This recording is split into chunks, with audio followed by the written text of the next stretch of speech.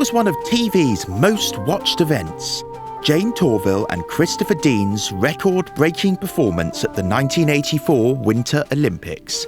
It made an icon of Bolero, the seductive piece to which they danced. It gave its name to a Bolero square in the couple's hometown of Nottingham, England. And seductive movement is exactly what Ida Rubinstein contemplated back in 1928. You see, Madame Rubinstein's an impresario. She's looking to commission a ballet for her dance company. She's got the name Fandango. She's got the story, a gypsy woman doing a steamy table dance beneath the gloomy lamps of a Spanish tavern. And she knows precisely what music she wants, a set of piano pieces called Iberia, but arranged for orchestra. Yet Iberia's Spanish composer, Isaac Albéniz, is long dead, so Madame Rubinstein approaches 58-year-old Maurice Ravel to do the orchestration. You see, Ravel's just as brilliant an orchestrator as he is a composer, and though he's French, he's nuts for all things Spanish. In fact, he was born near the Spanish border to a mother from the Basque region. So just like that, France's greatest living composer starts orchestrating Fandango. But there's a catch.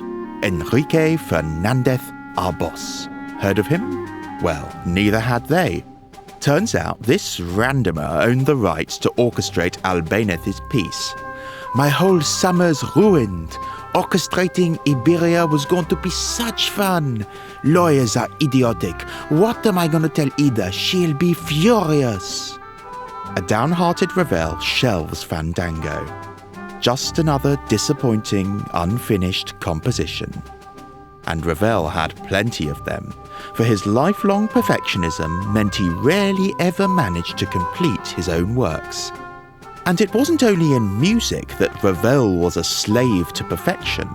He was scrupulous about his dandy appearance, snobbish for the finest wines, a man who ran his life with machine-like precision, obsessed with mechanical clocks and music boxes. In fact, his father was an engineer, an inventor of an internal combustion engine, and nothing excited young Ravel more than exploring Dad's factory. So you get the picture. Ravel's an aloof creature of exacting habits, so that meant nothing, absolutely nothing would get in the way of his early morning routine, a vigorous swim followed by a sumptuous breakfast. That is until one day on vacation in Saint-Jean-de-Luz. That morning, Ravel, as usual, put on his yellow dressing gown and scarlet bathing cap, and he made his way down to the swimming pool. But then he veered off script. He detoured to the piano, and, living a little dangerously, tapped out on a single finger, a melody so simple, yet so insistent he couldn't get it out his head. And that would be the melody for Madame Rubinstein's ballet.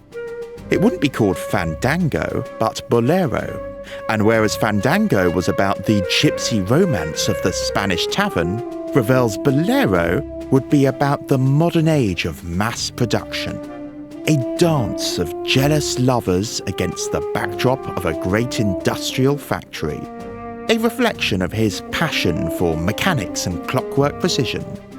Bolero pitted that earworm melody against the relentless beat of a snare drum, looping the same rhythm 169 times. The snare drum like a conveyor belt, carrying that melody from instrument to instrument. One great machine construction. A factory ballet, like those then in vogue with Prokofiev and Shostakovich. The piece starts very quietly, a single flute playing that melody over the snare drum, simple and plain. The melodies pass to the clarinet, a slight crescendo, and then to a third instrument, the bassoon. And after each instrument plays that sinuous theme, each joins the accompaniment for the next. And next up is an E-flat clarinet. You see, This piece isn't really about melody, harmony or rhythm. They're unchanging. It's about the texture of sound, what we call timbre, the dazzling and colourful range of sound waves generated by different instruments. Just listen to the next one, the oboe d'amour.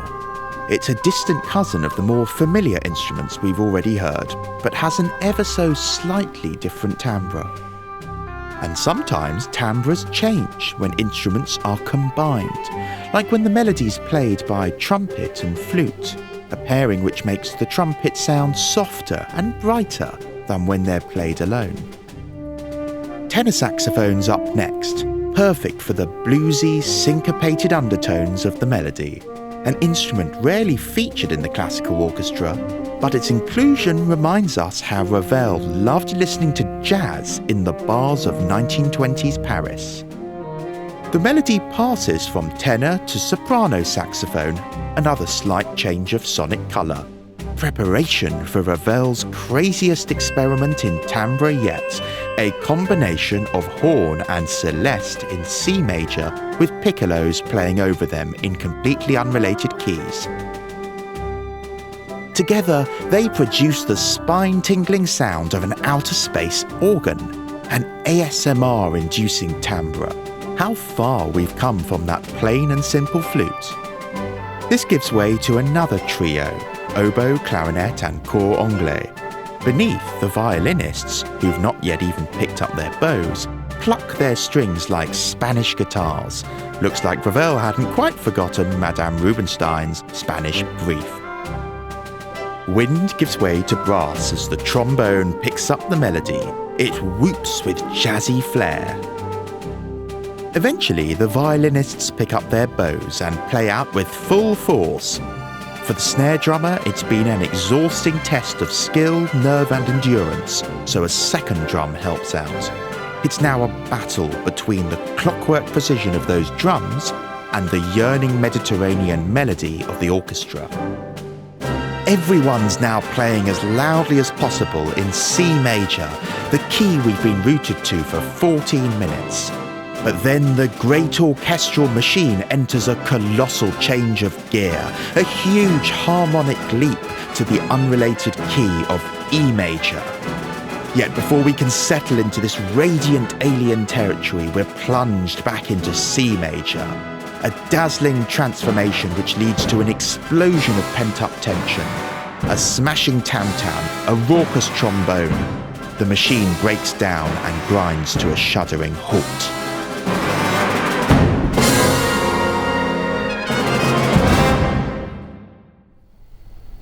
Bolero premiered in November 1928 to resounding success, but critics attacked the composer's barefaced chutzpah. Ravel could only agree with them. The orchestral treatment is simple and straightforward throughout, without the slightest attempt at virtuosity. Take it or leave it. There are no contrasts, and practically no invention except for the plan and the manner of execution. It's my one masterpiece with virtually no music in it. And so baffling was Bolero's execution that neurologists think the piece's obsessive repetition was the product of Ravel's dementia. But the truth is, Ravel knew exactly what he was doing. For behind the apparent simplicity of melody, harmony and rhythm was a mechanic, a manipulator of emotions, a master of timbre. Timbre, that one element of music you can't see on a page of notes. It's why Ravel declined to gamble when asked to do so a few years later at Monte Carlo's casino. I wrote Bolero and won. I'll let it go at that. And with his usual clockwork precision, Ravel understood entirely how to hold and control our attention, with a rock-steady tempo that never speeds up. It's why he refused to bow to a standing ovation when Arturo Toscanini conducted the piece at the Paris Opera. The two had a massive backstage argument over the tempo. Toscanini said Ravel knew nothing about his own music, that he had to speed it up in order to save the piece. But the great gamble paid off 40 years after Ravel's death. For the 1979 rom-com 10 saw little Dudley Moore in his white-lapelled white suit seduce glamour girl Bo Derek by playing Bolero on his record player. Sales of the piece rocketed after the movie, making millions for Ravel's estate. Bolero became the most popular record to entice your lover, outperformed only by Marvin Gaye and the Dirty Dancing soundtrack. So perhaps, just perhaps, like the orchestra's imperceptible crescendo over 15 minutes, Bolero has morphed over 9 decades from Ravel's clockwork machine into Rubinstein's seductive dream.